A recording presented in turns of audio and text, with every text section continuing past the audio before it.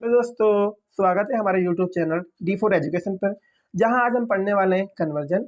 इससे पहले कुछ बेसिक जान लेते हैं ताकि हम अपनी क्लास को एंजॉय कर सकें, समझ सकें।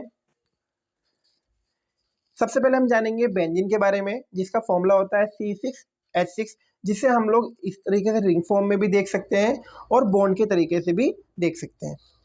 टोलुइन, जिसका फॉर्मूला होता है बेंजीन के ऊपर CH3, और इसी को हम C6H5CH3 की फॉर्म में भी लिख सकते हैं।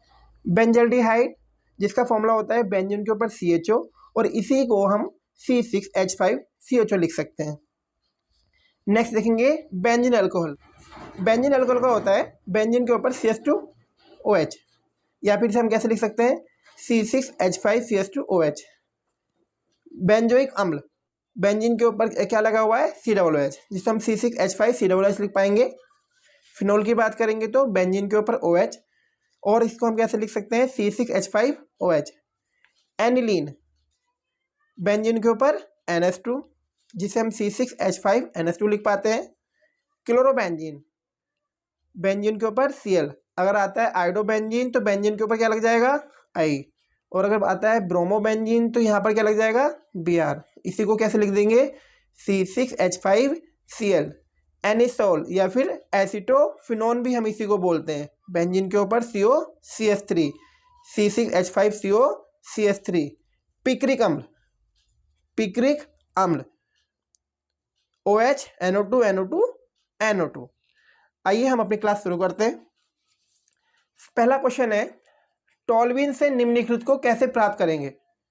केवल समीकरण लिखनी है, इसे बेंजीन बनाना है। तो ये रहा हमारे पास टोलुइन, और टोलुइन के हमने ऑक्सीकरण किया किसकी उपस्थिति में, KMnO4 की उपस्थिति में, और यहाँ से हमें बेंजोइक अम्ल प्राप्त होता है, जिसका फॉर्मूला होता है 6,6H5COOH। और जब इसकी क्रिया बेंजोइक अम्ल की क्रिया हम NOH से कराते हैं और हमें यहाँ पर सोडियम लवण मिल जाता है, किसका, बेंजोइक अम्ल का सोडियम लवण मिल जाता है, जिसकी क्रिया हम सोडा लाइम NOH तथा CaO सोडियम हाइड्रोक्साइड और कैल्शियम ऑक्साइड के मिश्रण जब क्रिया कराते हैं तो हमें बेंजीन प्राप्त होता है। नेक्स्ट देखेंगे बेंजोइक अम्ल। तो देखो ये तो यही मिल गया, टोलुइन का जब हम ऑक्सीकरण कर रहे थे KMnO4 की उपस्थिति में तो हमें सेकंड मिल गया था ना यहीं पर, तो ये दोनों हो गए इसी से। नेक्स्ट है बेंजल्डिहाइड, तो ये हमारे पास C6H5CH3 जो टोलुइन है, इसका ऑक्सीकरण किया हमने CrO2Cl2 की उपस्थिति में, तो हमें बेंजल्डिहाइड प्राप्त होता है। इंपॉर्टेंट है, ध्यान रखना। नेक्स्ट है क्लोरोबेंजीन से निम्नलिखित को कैसे प्राप्त करेंगे। केवल समीकरण लिखनी है। पहला क्वेश्चन है कि ग्रिग्नार्ड अभिकर्मक कैसे मिलेगा, किससे, क्लोरोबेंजीन से। तो हमने C6H5Cl, जिसे हम क्लोरोबेंजीन बोलते हैं, Mg की इससे क्रिया कराई सूक्ष्म ईथर की उपस्थिति में, तो ये जाके जुड़ जाता है, जिसका नाम है फेनिल, जो C6H5 के लिए आया है, मैग्नीशियम क्लोराइड, जिसे इसी को हम क्या बोल देते हैं, अगर हम इसके यहाँ पर AR यूज कर लें या R यूज कर लें तो ग्रिग्नार्ड अभिकर्मक हम जनरली इसको बोल पाते हैं। नेक्स्ट है DDT, इंपॉर्टेंट है। यहाँ हम बेंजीन क्लोराइड के 2 अणु लेते हैं और क्लोरल से क्रिया कराते हैं, तो H2O निकल जाता है, ये निकला H2O, और शांत H2O से ऊपर में जब हम क्रिया कराते हैं तो हमें DDT प्राप्त होता है। क्या मतलब है इस बात का, पैराडैश डाइक्लोरो डाइफेनिल ट्राइक्लोरोएथेन। अब समझेंगे, P यहाँ पर ये पैरा पोजिशन को शो कर रहा है, P डैश इसके लिए पैरा को शो कर रहा है। डाई क्यों आया, क्योंकि 2 है। क्लोरो Cl के लिए, डाइफेनिल इस वाले ग्रुप को जो हम कल भी हम लोगों ने पढ़ा था, इसको डाइफेनिल। ट्राई क्लोरो ये 3 है Cl। एथेन क्योंकि एक कार्बन ये है और एक कार्बन ये है। नेक्स्ट देखेंगे डाइफेनिल। डाइफेनिल किससे, क्लोरोबेंजीन से डाइफेनिल।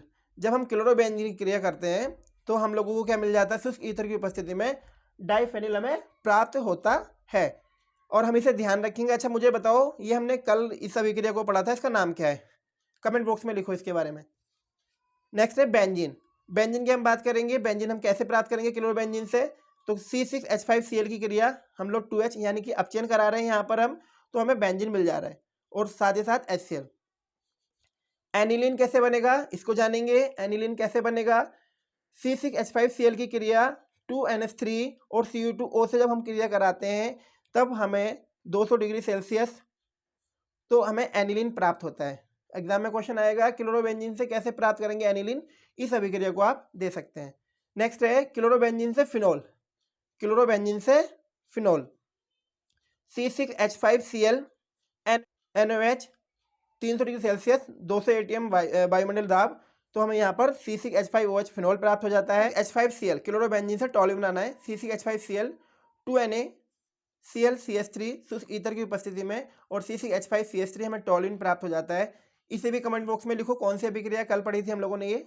नेक्स्ट है बेंजोइक अम्ल, बेंजोइक अम्ल क्लोरोबेंजीन से बेंजोइक अम्ल C6H5Cl C2CN2 और प्यूरिन की उपस्थिति में 200 डिग्री सेल्सियस जब हम क्रिया कराते हैं तो हमें यहाँ से क्या मिलता है, फेनिल साइनाइड प्राप्त होता है। इसके बाद हमने क्या किया, तनु अम्ल द्वारा इसे उबाला गया और हमें बेंजोइक अम्ल प्राप्त हो जाता है जिसका फॉर्मूला C6H5COOH।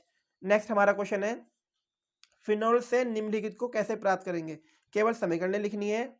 पहला क्वेश्चन, फिनोल से एनिलीन C6H5OH, NH3 को हमने लिखा H.NH2 करके, H2 निकल गया और NH2 जुड़ जाता है, C6H5 एनिलीन प्राप्त हुआ। नेक्स्ट है फिनोल से क्लोरोबेंजीन C6H5OH, फिनोल की क्रिया फॉस्फोरस पेंटाक्लोराइड से करते हैं और हमें क्लोरोबेंजीन प्राप्त होता है। नेक्स्ट बेंजीन बनाना है किससे, फिनोल से C6H5OH जिंक चूर्ण की से हम क्रिया कराते हैं और C6H6 हमें प्राप्त हो जाता है, बेंजीन हमें मिल जाता है। नेक्स्ट देखेंगे बेंजोइक अम्ल, क्या बनाना है, बेंजोइक अम्ल किससे बनाना है, फिनोल से C6H5OH यहाँ से हमें बेंजीन मिल गया।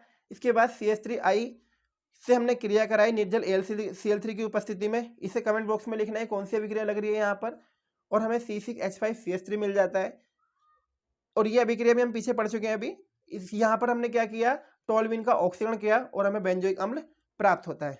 नेक्स्ट ध्यान रखेंगे एनिसोल या एसीटोफिनोन फिनोल से कैसे बनता है, C6H5OH 2Na, जब हम फिनोल की Na से क्रिया करा रहे हैं फिनोक्साइड प्राप्त होता है, सोडियम फिनोक्साइड जिसे हम कहते हैं, सोडियम फिनोक्साइड, क्या बोलते हैं, सोडियम फिनोक्साइड।